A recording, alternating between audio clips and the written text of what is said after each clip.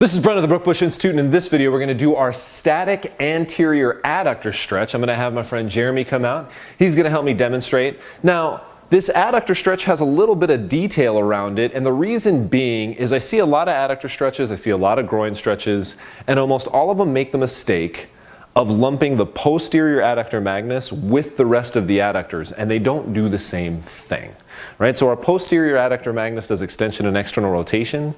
So when you guys see stuff like this where it's bent over and we're doing abduction, that's all posterior adductor magnus, which is fine if that was your intention.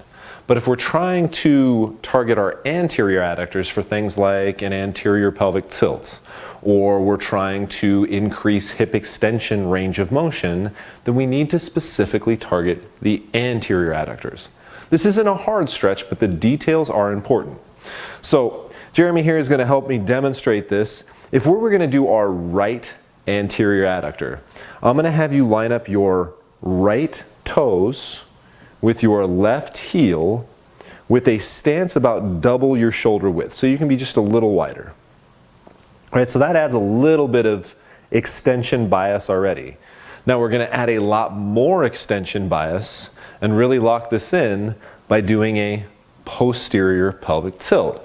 So that's tucking your tail. You guys can think scared dog, right? Scared dog tucks its tail and posteriorly tilts.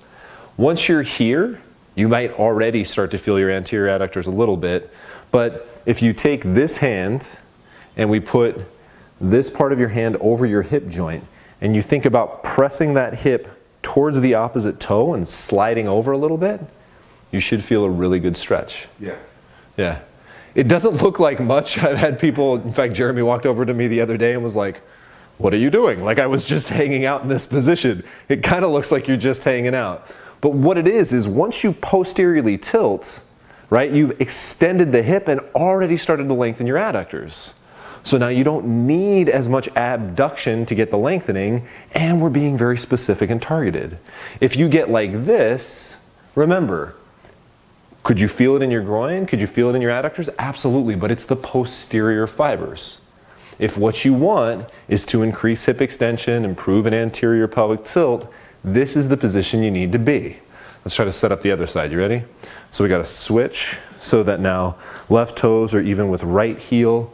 We're going to posteriorly pelvic tilt. We're going to put the web space here over our hip joint and just slide over a little bit. That's really tight. We've been working out a lot.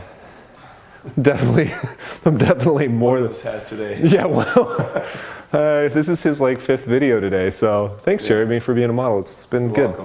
Welcome. So there you guys have it. Anterior adductor stretch. Of course, for all of our stretches, we want to hold for 30 to 120 seconds or until we get a feeling of release, which is a feeling of a reduction in discomfort.